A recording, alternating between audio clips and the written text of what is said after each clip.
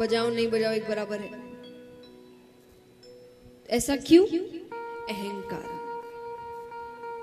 भगवान में लीन तब तक नहीं हो सकते जब तक अहंकार खत्म नहीं हो। तो ताली वही बजाता है जो यहां पर अपना अहंकार बाहर छोड़कर आता है। लोग कहते हैं ना कि यहां दीन बन जाओ। जो व्यक्ति यहां दीन बन गया, भगवान उसको सेठ बना देंगे, उसको बड़ा कर देंगे। लेकिन जो यहां बड़ा बनने की कोशिश करता है कि हम बड़े हैं, तो सबसे बड़ा तो ये है अभी, इससे बड़ा कौन हो सकता है। तो जो यहां भी बड़ा बनने की कोशिश करता है, फिर वो कहीं बड़ा नहीं रह जाता। तो इसीलिए ताली पहली चीज है कि ताली वही व्यक्ति बजाता है जो कथा में अहंकार साथ नहीं लेकर आता। तो अब ताली जितने ज्यादा जोर से बजाएंगे उतने भगवान की ओर झुकते जाएंगे। दूसरा, नींद, आलस्य। कथा में कई बार होता है ना, बहुत देर तक कथाएं चलती है तो व्यक्ति थोड़ा सा आलस आ जाता है, चुपचाप बैठा है। तो बीच में जो भजन आते हैं उस वक्त जोर जोर से ताली बजाने में ऊर्जा आती है शरीर में। तो इसीलिए ताली उस आलस्य को दूर करने के लिए जरूरी है। और तीसरी चीज, कई बार आपके आसपास ही ऐसे जीव जंतु बैठ जाते हैं जो खुद तो कथा सुनते नहीं, दूसरे को भी सुनने नहीं देते। हर थोड़ी देर में पान, सुपारी, सौंफ, कहाँ के आप, कहां से आए, कितने लोग हो, उनकी अपनी कथा चल रही है यहां पर।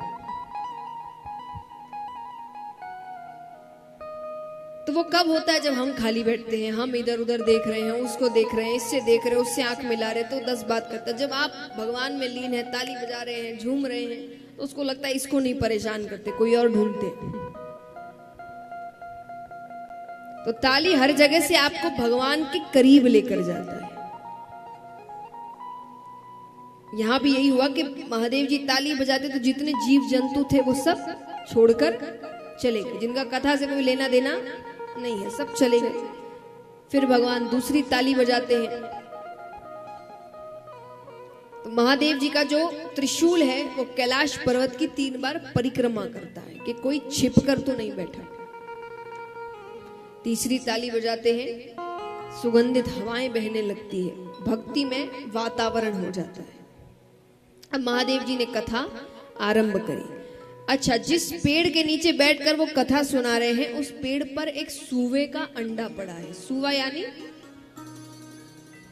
तोता। अब वो अंडे में है, तो त्रिशूल ने जब परिक्रमा की, नहीं आया। महादेव जी यहाँ कथा जैसे ही शुरू करते हैं कि वो अंडा फूट जाता है, उसमें से एक शूक बालक निकलता है। अब वो भी बैठकर कथा सुन रहा है। थोड़ी देर तो महादेव जी ने कथा सुनाई, फिर उन्होंने अब वो नेत्र बंद करके कथा सुनाई जा रहे हैं। माता भी थोड़ी देर सुनती है, थोड़ी देर बाद उनको नींद आ जाती है, सो गई। लेकिन फिर भी महादेव जी चुप नहीं हो रहे, वो कथा सुनाए जा रहे। क्यों? कारण? हाँ, तोते का ये स्वभाव होता है कि वो कोई शब्द बार बार सुन ले तो उसको दोहराने लगता है। अब माता तो सो गई, वो शुक बालक कह रहा है स्वामी, स्वामी। और ये भक्ति की चरम सीमा है। महादेव जी इतने लीन है उस कथा में कि उनको तोते की आवाज माता की आवाज लग रही है। उनके बस कान में स्वामी जाना चाहिए। वो जा रहा है, वो कथा सुनाए जा रहे, अंत तक पहुंच गए। अंत में आंखें खोलते हैं कि आपने क्या समझा। देवी तो नींद में। अब उठाते हैं उनको। माता ने माफी मांगी, मुझसे गलती हो गई, आप फिर से कहिए, मैं अब नहीं सोऊंगी। महादेव जी कहते वो तो ठीक है, पर अगर आप सो रही हैं तो इतनी देर से स्वामी कौन कह रहा है। तो वो ऊपर नीचे देखते हैं तो उनकी नजर शुभ बालक पर पड़ती है।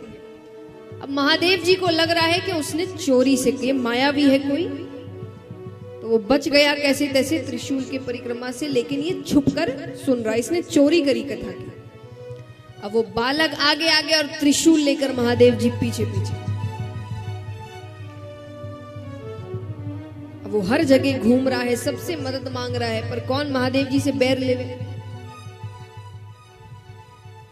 अंत में वो ये कहता है कि जब दैत्यों से संकट आए तो देवताओं के पास जाते हैं, पर जब देवता से ही संकट हो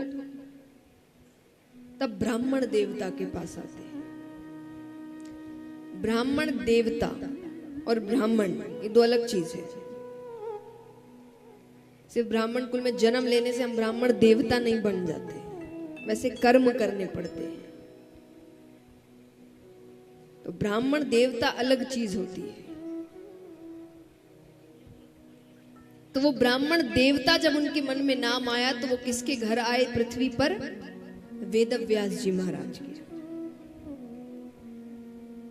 उनके घर आते हैं, उनकी पत्नी उबासी के चक्कर में मुख खोलती, छोटा सा रूप बनाकर वो मुख के द्वार से गर्भ के अंदर जाते हैं। अब महादेव जी आए दौड़े दौड़े, नेत्र लाल, हाथ में त्रिशूल, गुस्से में। वेदव्यास जी कहते पहली बार तो दर्शन दिए, वो भी इस रूप में। महादेव जी कहते चोर मेरे यहां से चोरी करके आपके पास आया है। वेदव्यास जी कहते चोरी आपके घर में? आपके घर में चुराने को है ही क्या? महादेव जी कहते क्या मतलब? अरे बोले आप तो बिना मांगे ही सब कुछ दे देते हैं, कोई आपके यहां क्यों चोरी करेगा? महादेव जी कहते हैं उसने मेरी अमर कथा चोरी से सुनी है, मैं उसे मृत्यु दंड देकर रहूंगा। वेदव्यास जी कहते सही नाम है आपका, भोले भंडारी। महादेव जी ने कहा क्यों?